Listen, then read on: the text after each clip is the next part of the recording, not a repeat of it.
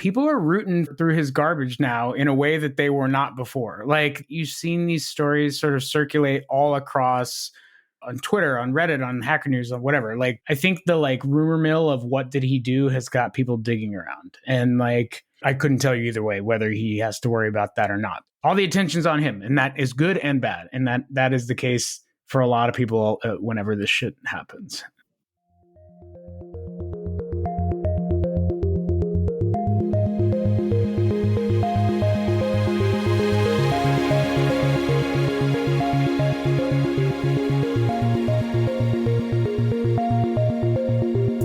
Hello and welcome to Tech Won't Save Us. I'm your host, Marx, and this week my guest is Mike Isaac. Mike is a technology reporter at the New York Times and the author of Super Pumped, The Battle for Uber, which became a television show made by Showtime. Now, I'm sure you've seen the drama that kicked off on Friday when OpenAI's board kicked Sam Altman out of the company. There was ample questioning of why that had happened. Then the next day, there were reports that Sam might be coming back. Then on Sunday, the board hired a new CEO, and so it looked like Sam wouldn't be coming back. And then he was hired by Microsoft, or at least so they said. Then Monday morning, it looked like Microsoft wasn't actually hiring Sam, and he might be going back to OpenAI at all.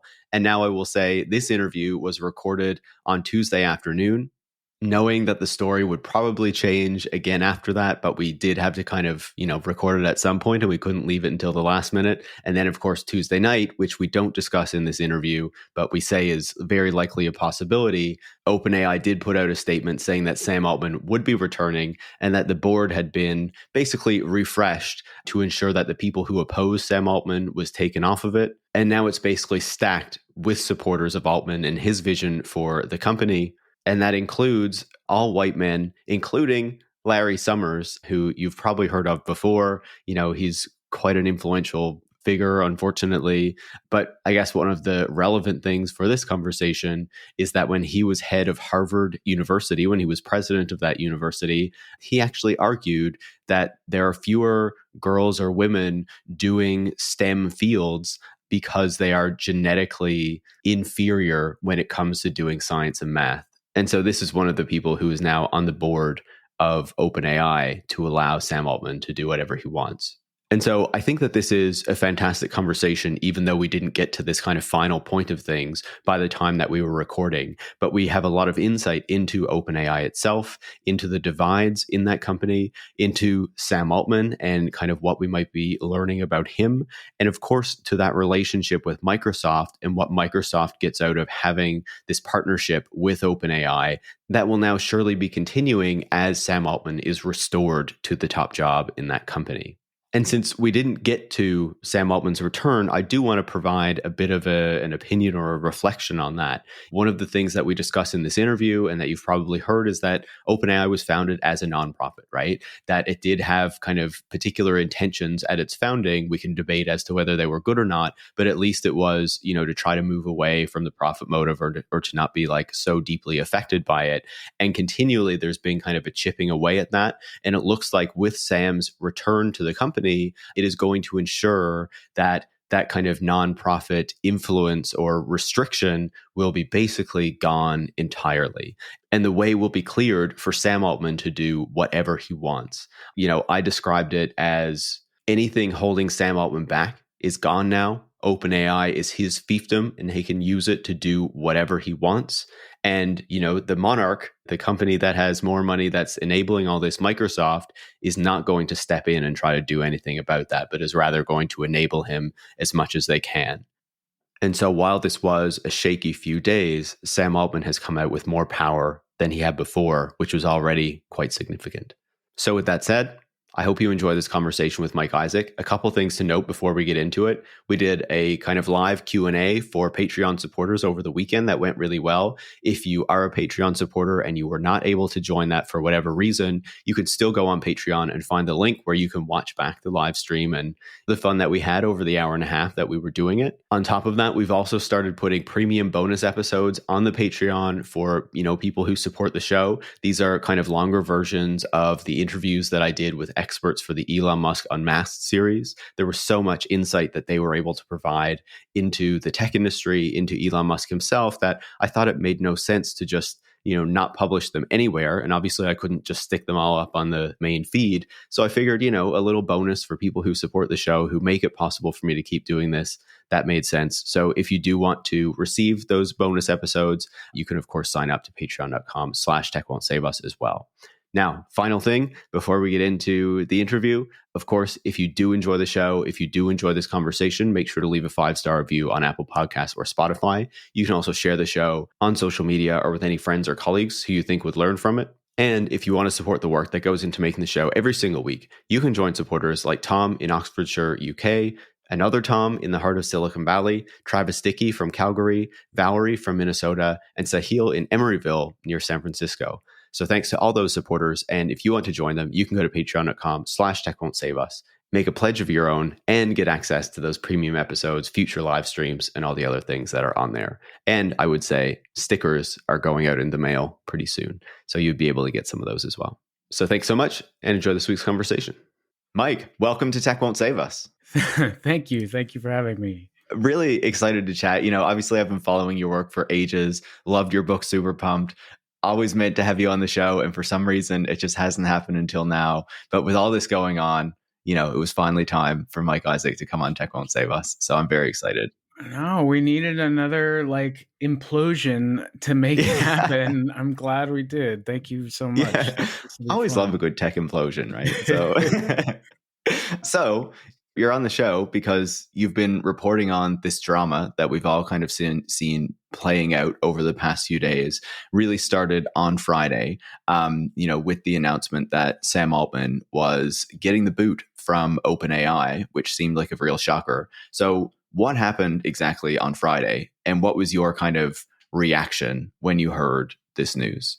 Yeah, so we're recording this on Tuesday. The past few days have been a super blur. And everyone, it was funny. Everyone was like, well, time to go home for Thanksgiving. Friday, nothing's going to happen because no one wants to work on a Friday. I mean, there is the news dump before a holiday thing. But anyway, around, I want to say 12:20 or something, my colleague Cade Metz gets word that this is happening. And then seconds later, a blog post hits from OpenAI, from comms, essentially giving this pretty scathing letter ousting Sam Altman, the CEO of what is probably one of the most valuable private AI startups in the world, from the company, which is crazy because he's not a household name. Not most people know who Sam Altman is. I spent a lot of my week explaining who this guy is, but he's a well-known figure in Silicon Valley and has been around for a while, ran Y Combinator, which is a startup incubator out here, which all these companies have come out of. But his celebrity has really risen in the past 18 months, I want to say, as OpenAI, this generative AI company that produced ChatGPT, has just gained momentum. The valuation has shot up in the weird mechanics of funding rounds that happen, and everyone's trying to get in there, and all the other companies are freaked out and want to compete with them. So it was just a big shock for them to say, not only are we firing our CEO, we're doing it for cause because he's been not consistently candid with us over time. A euphemism for lying, basically. Yeah, totally. Usually, even if some bad shit went down at a company, you don't usually stab them on the way out the door. The decorum in the Valley is give them a polite goodbye, and everyone is they did a great job, and they're going to be an advisor, which of course they're not, and they just walk out. But that is not what happened here, and everyone freaked out. It was crazy. Yeah, it's well known that you kind of fail your way up in Silicon Valley, right? But even you think back, we can talk a bit more about OpenAI, but you think back to 2018 when Elon Musk tried to take it over, and he certainly didn't need the nice kind of, we let him get away nicely. But we find out later, or at least Sam Altman said later, that what actually happened, they said at the time that there was a conflict of interest because Elon Musk's Tesla was working on self-driving technology. And so he decided to leave because of this conflict between OpenAI and Tesla. And Sam Altman said more recently that oh no, actually what happened is Elon thought we were behind, tried to take over the company. The other founders were like, no, we're not going to let you do that. And so then he took off and stopped giving them the money that he promised them, the $1 billion of funding, right? So this kind of stuff happens, but usually, you don't get this guy's a liar, we're kicking this guy out, Yeah, that's the like gentleman's agreement, I guess, amongst these people is like, it can be very dramatic and often is, especially when like millions or billions are at stake, but they'll just keep it sort of quiet for a while. And then maybe it slowly trickles out over time or something if people care about it. Because like, again, like startups are messy. A lot of this shit happens a lot of the time and doesn't go reported because most people don't care, or it's not valuable enough, or like it's a stupid little app that whatever, like is not important enough. But this happened to be, Elon Musk and like all the sort of big wigs around here. So contrasting that squabble to this very high profile squabble, that was immediately apparent something was up. But it also kicked off this sort of spiral in the valley of like everyone trying to figure out what he did, right? Like, and like you read a blog post like that, you're like, okay, there's a laundry list of things that CEOs get removed for, right? It's like, did he do fraud? Did he have some sort of sexual scandal? Did he do whatever? Like, just like, what are the like cardinal sins of getting booted from a company as a CEO? And all of those rumors, to be clear, were floating out there, right? Those and many other things, whether there was more human labor involved there than they were saying, and, all these other kind of speculations, because there was this void into which people were placing all of everything they were thinking about Sam Altman and OpenAI and these technologies and everything. Do we know though, like, have we figured it out yet why he was actually booted from the company, or is that still a gray area? Still up in the air as far as I know. I mean, to your point, the information void was what got the whole thing spinning. And like, it was amazing. It was on Twitter. It was on Hacker News, the Y Combinator website, which is like where every engineer goes to post in the Valley and ruminate. And it was on the OpenAI Reddit forum. It was like, and then just like people texting, calling, meeting, da da da da. It was just like the gossip mill was in full effect.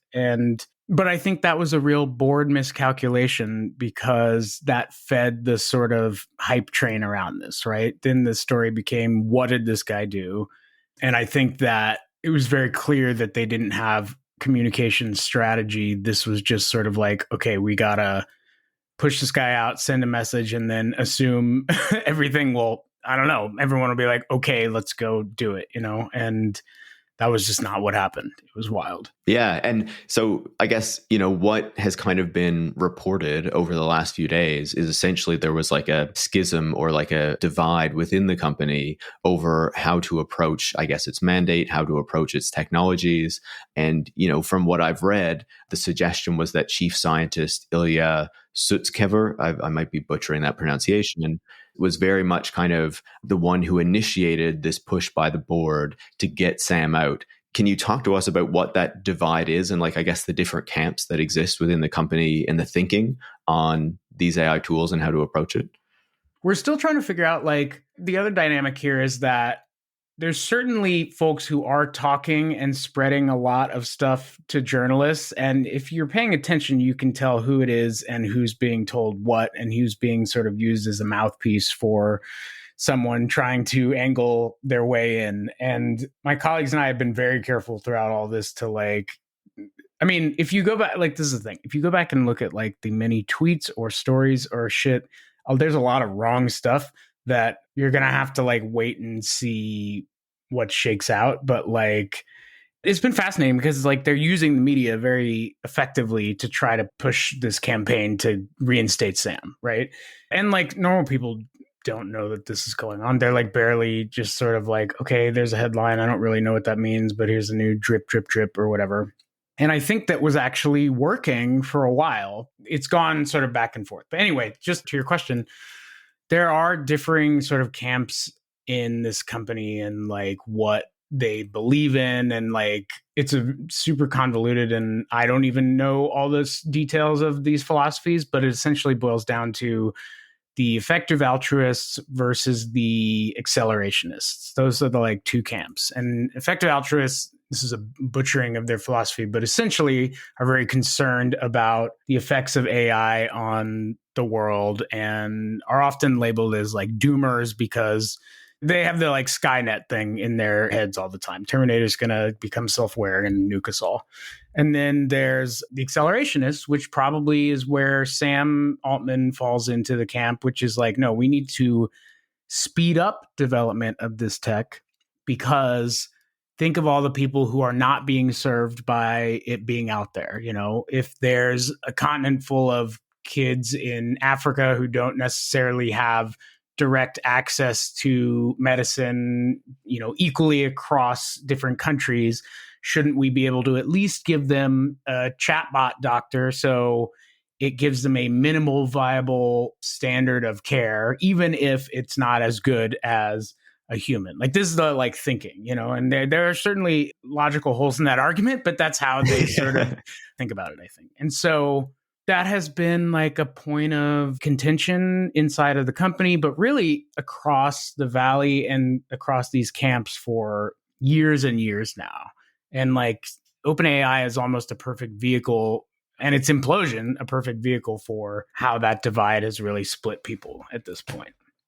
I think it's fascinating to hear you describe it that way, because I feel like when you look at Altman as a character, as the head of OpenAI, you know, if you look at his actions, it very much aligns with this accelerationist camp, right? But then if you look at his rhetoric, he's using the rhetoric of both camps, right? We need to get these tools out there. People need it. But then at the same time, AI might, you know, destroy the world and kill humanity and all this kind of stuff. Like, what do you make of the way both of those arguments that don't seem to fit together are still deployed? I have a lot of admiration for for the sort of political animal that Sam Altman is, I guess is what I would say. Like, he has gone from, you know, cult valley figure to figure on the international stage in a very short amount of time. And I think that also probably plays into why some folks on the board are wary of him. But he's very smart in using the language of EA folks. And look,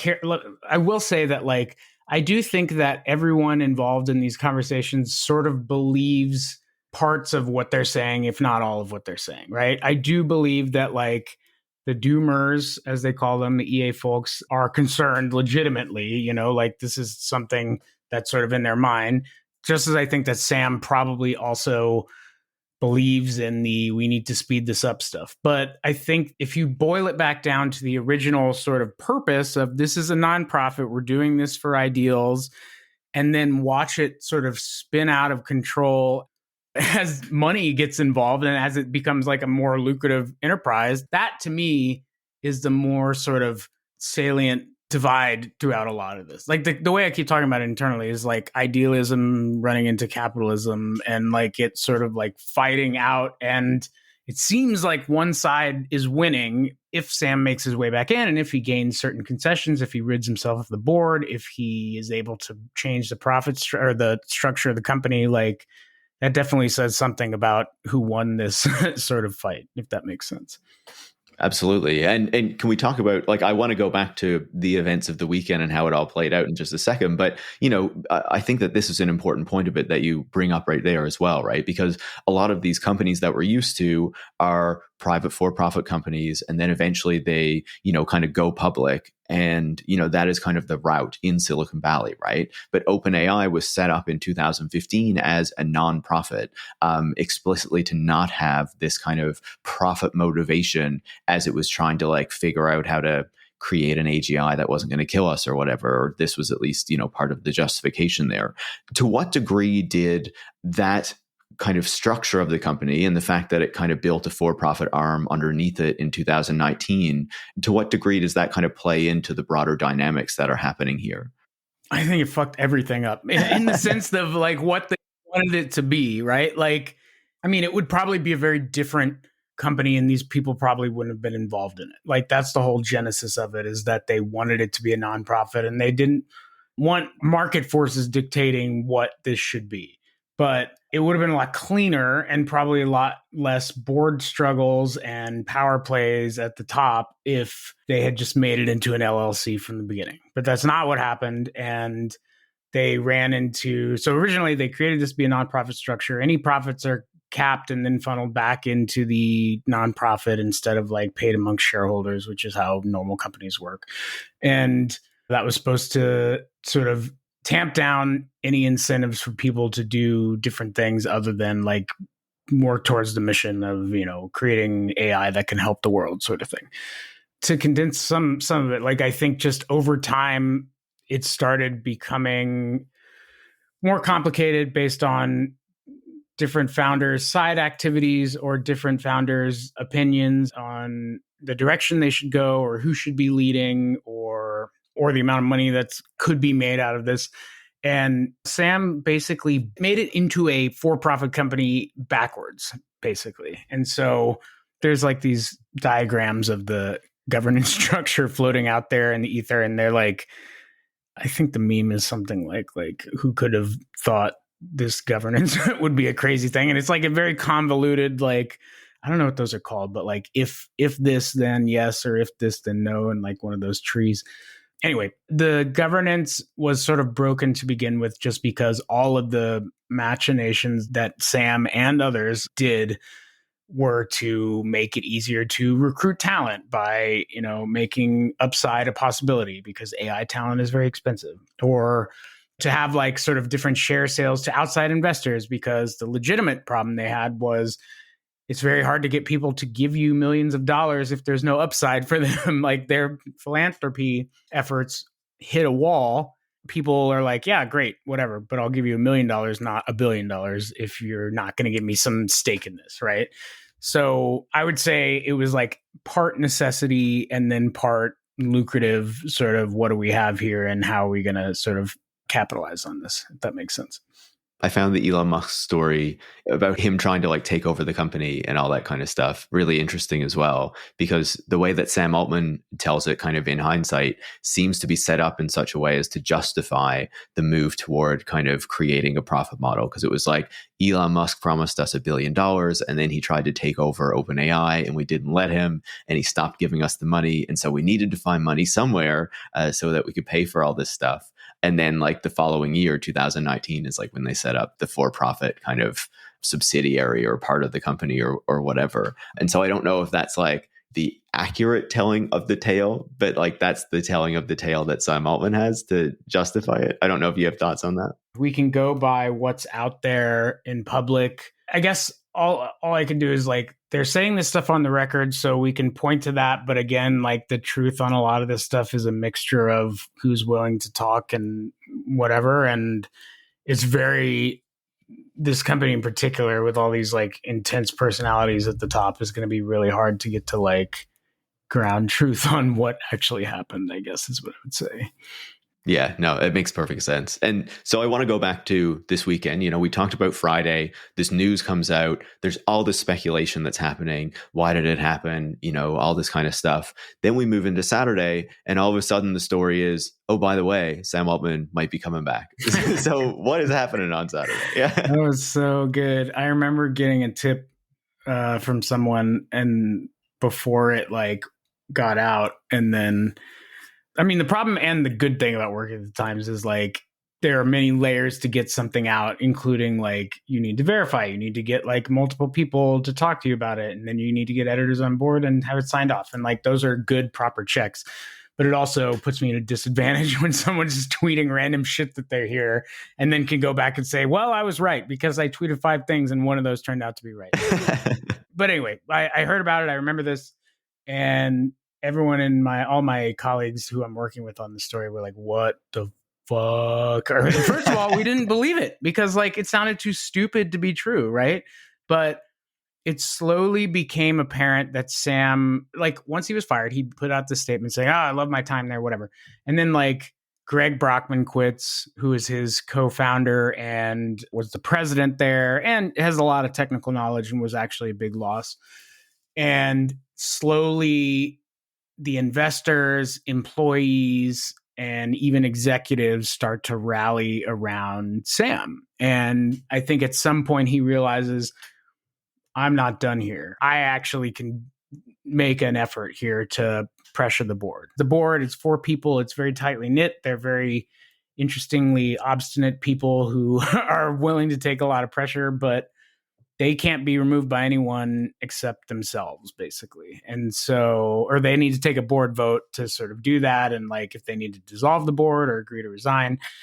And so Sam wages this pressure campaign from the outside, basically all across Twitter and using media outlets to get different messages across. I've been in between like work, like trying to go back and review the stories and different like driblets that are out there. And it seems to like kind of work. Like there was a point where the board was like, I mean, the fact that the board has re-engaged shows that it is working to some degree. He didn't take it lying down. The board also knows the other part that made it work was the fact that all the employees were like, well, guess what? We're going to quit, which is actually existential to the company because you can live without your CEO, but you can't live without 760 of the 770 employees that work there, right? Which is interesting because the tech companies do like to make us feel it's the other way around all the time. That's totally right. That's totally right. I've been thinking about this for a long time. And like employees do have more power than they realize, but they are treated so well that they don't usually have any reason to leave or at least push back. But when shit gets really bad is when they start doing stuff or sort of banding together, which is what happened here, including the interim CEO, this woman, Mira Murati, who was named, basically was smart enough to read the tea leaves and see that everyone wanted Sam. I mean, Sam's superpower here was marshaling support for him from everyone at the company and using that effectively to push back on the board. And so just to keep the timeline going, we walked through that. The Sam's just sort of pushing. It seems like talks break down at some point and the board issues another letter basically slamming the door shut on Sam. So the weekend, I can't even remember what days, but like over the weekend, like it's all but inevitable that he's coming back. And then, oh, he's not coming back. And like, holy shit, everything is collapsing. And there's a ticking clock, at least for Microsoft, which we haven't even talked about. We'll get to that. Yeah. Because they need to do it before the market opens on Sunday. So dramatically on Sunday night, Satya Nadella, Microsoft CEO, tweets, we support OpenAI, and also we're hiring Sam Altman and Greg to come join our company, and anyone else can come who wants to, basically doing like a talent raid on OpenAI, which is everyone loses their shit over that. It was wild. Yeah. And especially to come like, it was like right around midnight Pacific time. So it's like, oh, okay, this is really happening. Like it just kind of capping off a really wild weekend. And of course, the one thing I would just add to what you were saying is about an hour or two before that, we got the news from OpenAI that they had chosen a new CEO, which was very much saying like, I forgot about that. Sam is not coming back because we've chosen this guy, Emmett Shear, who used to lead Twitch, I believe it was, to be the CEO. Anything we should know about that? Well, it's telling that I forgot about that because he's such a non-entity in all of this. Yeah. And immediately people started digging up like his old tweets and were saying like just the worst kind of stuff. Yeah. I don't even know if I want to get into it. I know it's totally gnarly and I'm like, nope, not touching that. Yeah. I'll put a link in the show notes if people want to know more. Yeah. Go look at the Forbes story. It was very good and very gross. And like, it tells you the level of sort of rushing that was done here to get this stuff out, basically, because the way you usually do this, you go through and then it's like literally there are agencies that you can hire to scrub your Bravo tweets over the years after years of like having this stuff up. So you're not like Travis Kelce's situation or whatever that I'm talking about. Although that guy's tweets rule. His like squirrel feeding tweet was probably my favorite thing I've ever read. I think the guy, Emmett Shear, is an interim CEO who they were like, well, we trust this guy to like lead in the interim. I'm not sure how they decided that, but clearly they made a very large miscalculation. I think it was someone they trusted. They apparently also talked to other people who turned them down, probably smartly. And just immediately the employees are revolting. They're like, no, we do not accept this new guy. This is not going to happen. So to your point, that happens. all hell breaks loose. And then at the end of the night, Satya says the guys are coming over here. Now, that would be an end if it was an end, but like it's not the end.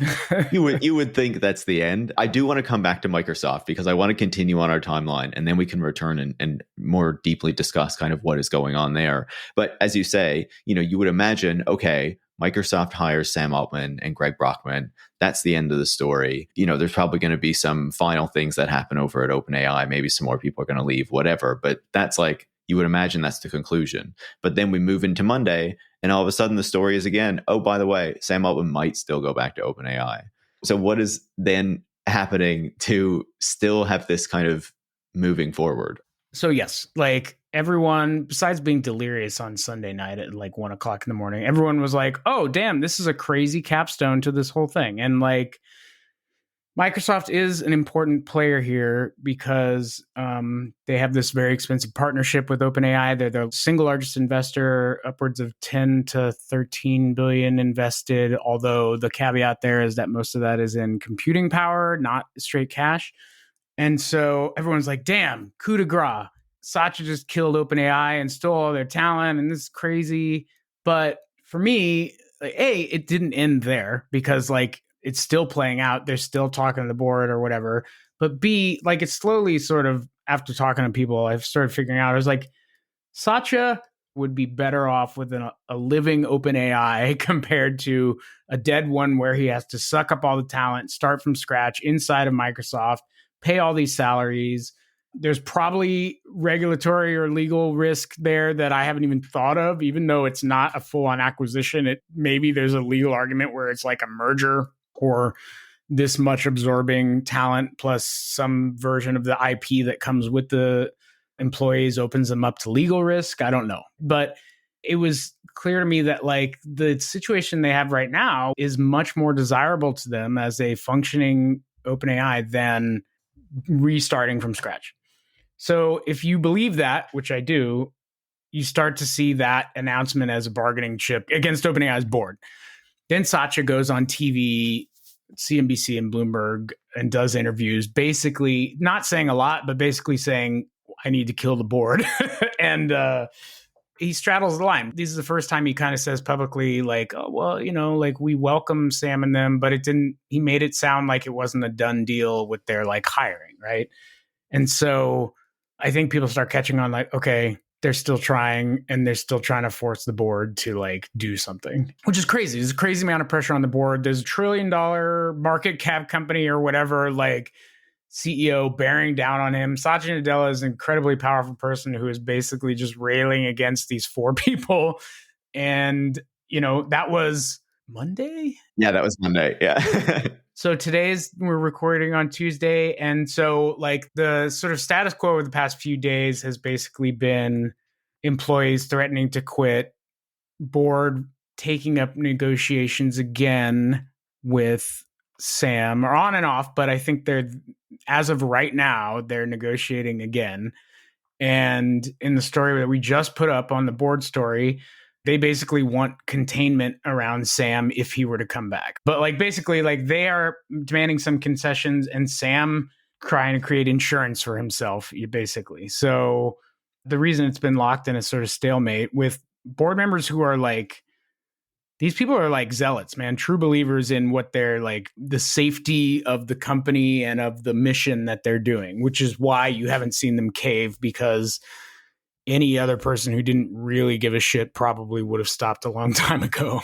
Yeah, really though. I think that kind of gives us a good in to talk a bit more about Microsoft as well, right? Because Satya Nadella does seem really good at this kind of stuff and kind of managing this relationship, even though, he was totally blindsided by the board's decision to get rid of Sam Altman. But you can see in those interviews he did with Bloomberg and I believe CNBC, I only watched the Bloomberg one, he has a good kind of command of this. And so, if you're a major tech company like Microsoft, I guess there's 2 paths that you can really go, right? Where you're building this massive AI division in-house to become a real kind of competitor and player in this space like Google has done or like Meta has done. Or there's another path where you have this partnership with an OpenAI, and that allows you access to these kind of tools without having it directly in-house.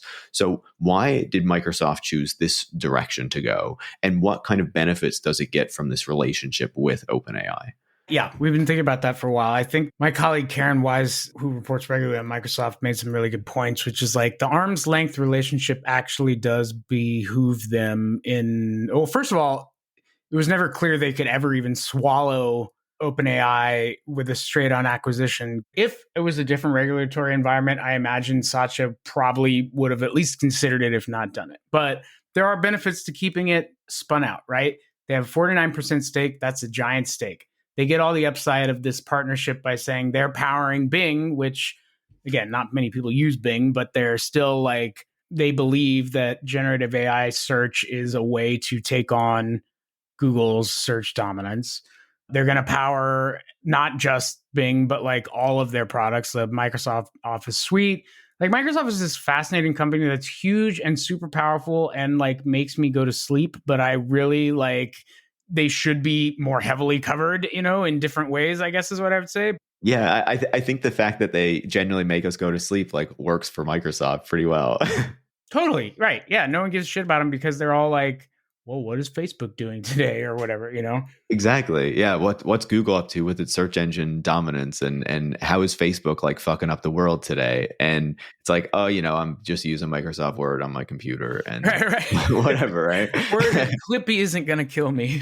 Yeah. At least unless we're all going to be turned into little Clippies, that's that would not surprise me. So I think, just to get back to my point, is like, I think Microsoft reaps many of the benefits and also doesn't, like, if OpenAI like sold someone else or somehow went public or whatever, like it would be like something of a payday, but Microsoft doesn't really need that money. They need the tech, right? They need the like competitive advantage they have here. If you believe that this is going to be some version of the future, then they have the biggest competitive advantage compared to Meta, Google, Amazon. I have no idea what Apple's doing, but probably Apple. So I think they get to like have their cake and eat it too in that regard.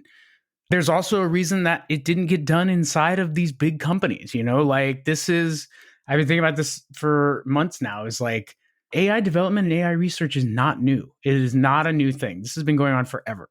And Google and Facebook, now Meta and Microsoft really have been spending tens of millions, if not billions of dollars, hiring people to do this very thing for more than a decade. But the fact that this like startup was able to get away with putting out this like half-tested product into the waters and then explode caught them all off guard. And I think Microsoft sort of pouncing on that was like a really smart move by Satya. And so now he is still, regardless of like the sort of like cheering he got on Sunday, and regardless of the many articles that I see saying Microsoft is the winner here, he's still trying to salvage this deal and like is still in some version of trouble because he just wants to hit reset on it. He wants it to go back to like Friday at 11 o'clock in the morning, basically. I wonder, to pick up on a few points of what you're saying there, I guess some speculations I have around Microsoft and see what you think. But I feel like, if we're thinking about the way that like a startup, so to speak, or like a smaller company was able to really push this kind of AI stuff forward, it seems in a sense that they certainly got the resources of having the partnership with Microsoft, and they had kind of a bit more of the freedom by not having these kind of big bureaucracies to work with. But I also wonder if they were able to unleash these products in like a move fast and break things way, in a way that a Google or a Meta or something wouldn't have been able to, because they were smaller and don't have the level of scrutiny and like regulatory pressure and stuff like that, or at least didn't at the moment that they launched these products, as, for example, if OpenAI was in Microsoft and Microsoft tried to do it on its own. I pitched that exact story a few months ago. I think we wrote it, but like, that's exactly right. Like, people don't give a shit about OpenAI because they don't know what it is, so they can do whatever they want, right? But like, Facebook has spent the past 7 years getting its ass kicked in front of Congress, and of course that's given them PTSD on doing anything that could be even remotely controversial. Google, I have feelings about because they're just like this like giant lumbering, slow moving company with so many divisions, so much politics and infighting, so many people who think they're smarter than other people, like getting something out the door. And like, look, I'm not saying that they should be doing these things. I'm just saying like, this is the reason why they are now finding themselves behind, you know? And so that is exactly right. Like being the like little guy can really pay off. I mean, this is probably some version of the innovator's dilemma, Clay Christensen philosophy, which is, you know, once you get big enough, like you're going to die or at least like not be on it. But, I think this is probably another reason why the Microsoft partnership helps Microsoft in the sense that they don't have to worry about this getting killed or bogged down internally, you know?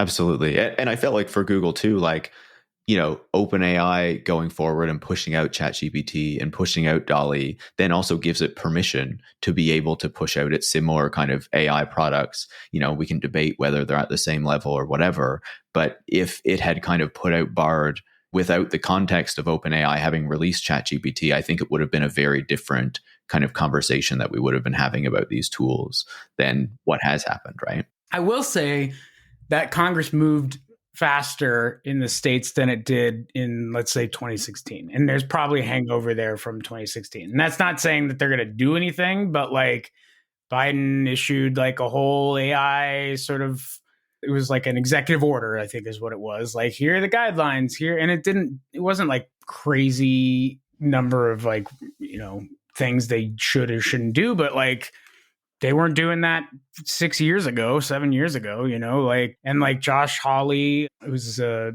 prominent Republican senator here, it was like calling AI meetings on the Hill all the time, right? Like they're moving faster, I guess is what I would say, which is probably indicative of some like embarrassment over 6 or 7 years ago. And then probably like just how everyone in tech is sort of freaking out over this and saying how important it is and that folks need to like be on it way more compared to last time is what I would say. Absolutely. Like you can see how, on the one hand, it is good that they are being a bit more proactive about these things, even if we can still criticize the approach that they're taking and still being kind of a bit too driven by what the CEOs say than, you know, some of the watchdogs and critics and things like that. But to give you another point on Microsoft, I guess the other thing that comes to mind when I think about what you're describing there is I feel like they have kind of set up these partnerships or are able to kind of jump on these moments of hype to kind of integrate them into their products, regardless of whether they will be the next big thing, but kind of to keep the investors happy, right? Like Microsoft was still a big pusher of the metaverse stuff, you know, when Meta was really pushing that and making us believe that was the future, you know, it was integrating it into its products and all that kind of stuff. And then that quietly kind of, you know, got shuffled off to the corner earlier this year when AI became the next big thing.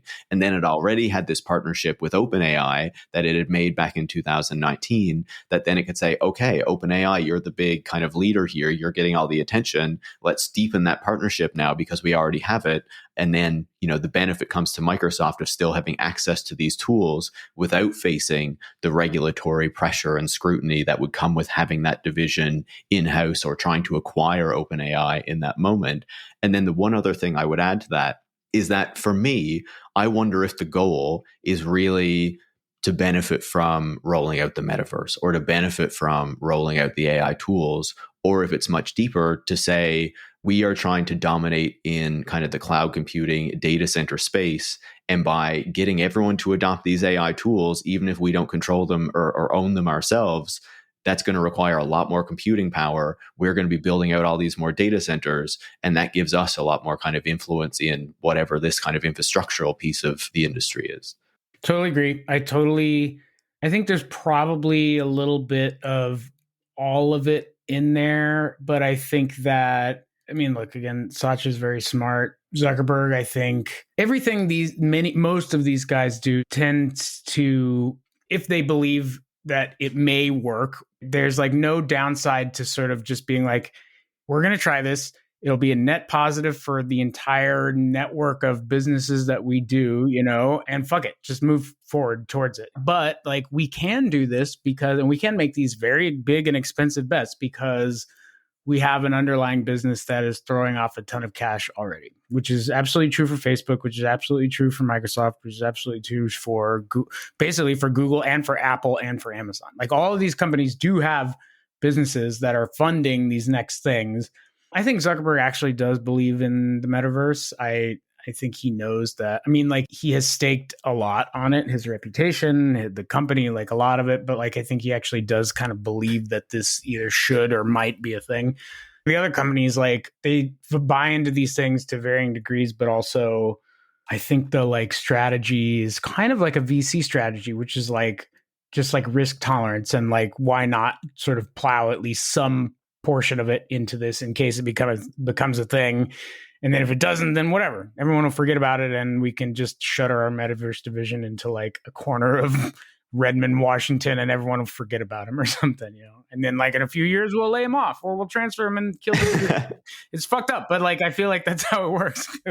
Totally. And they had the cash to make the bet, and the investors still expect them to have something to do with whatever is exciting or getting all the hype in this moment. So for Microsoft, it can say, look, we're doing the metaverse, or look, we got the big AI partnership, when really they're using that, I think, in service of their more foundational businesses to kind of further cement those or shore them up, or whatever we would want to say. So, you know, we're talking about Microsoft there, its role in this, how it benefits from it. But, you know, this story is not over yet. Where, you know, and this is obviously speculation. I'm sure we'll have actual answers by the time the show goes live on Thursday.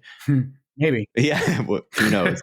Where do you see this kind of going, you know, in the next few days? Do you think this ends anytime soon, or is it even possible to tell at this moment? It has changed dramatically from not even day to day, like hour to hour, like this morning to right now. And so I keep thinking we're getting closer to something, but like, look, the outcomes are Sam comes back or he doesn't. But if he doesn't, he sure doesn't seem satisfied with not coming back. And he's sure pressing every lever possible to get back in. So I think the board is trying to like safeguard the company and also accept that Sam might have to come back in some capacity because they're going to implode if they don't have him back. I think everyone needs to like take a breath on the cheerleading and take a breath on the like imminent return, because the momentum builds and Sam and his allies have worked this very well. But I think like, I don't know how long it's going to take. Some people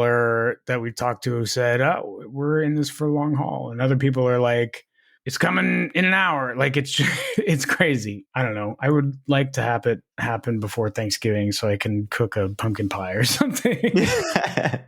To close it off, then, what do you think this means for Sam Altman? You know, obviously this is a man whose star has really risen over the past year as this kind of AI type has taken off. He was certainly already in a powerful position in the Valley as, you know, heading up Y Combinator in the past before going over the OpenAI.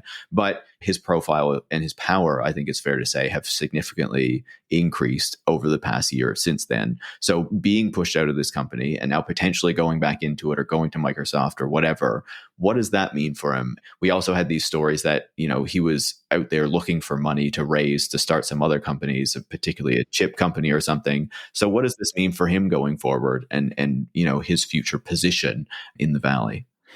I think it's mixed. I think there's a version of it where he comes out on top. Like he's been spending in front of everyone for a while now and on web pages across the world and whatever on TV. And then like if he goes back, you know, he wins. If he goes to Microsoft, it might be a harder road, but he still kind of wins. But I also think the flip side of that is like people are rooting through his garbage now in a way that they were not before. Like you've seen these stories sort of circulate all across on Twitter, on Reddit, on Hacker News, on whatever. Like people are like, I think the like rumor mill of what did he do has got people digging around. And like, I couldn't tell you either way whether he has to worry about that or not. All the attention's on him, and that is good and bad. And that is the case for a lot of people whenever this shit happens. I love that. Stay tuned for the Sam Altman dirt that is going to come after this whole drama and process maybe concludes. We'll see. Anyway, Mike, you know, fantastic to chat, fantastic to dig into this with you and learn everything about everything that's happened over the past little while, but also kind of the bigger picture of what it all means. Really fantastic to chat. I know that you'll be back at some point. Thanks so much. Anytime. Thank you for having me. I appreciate it. Mike Isaac is a technology reporter at the New York Times and the author of Super Pumped, The Battle for Uber. Tech Won't Save Us is hosted by me, Paris Marx. Production is by Eric Wickham, and transcripts are by Brigitte Pawliw-Fry. Tech Won't Save Us relies on the support of listeners like you to keep providing critical perspectives on the tech industry. You can join hundreds of other supporters by going to patreon.com/techwon'tsaveus and making a pledge of your own. Thanks for listening, and make sure to come back next week.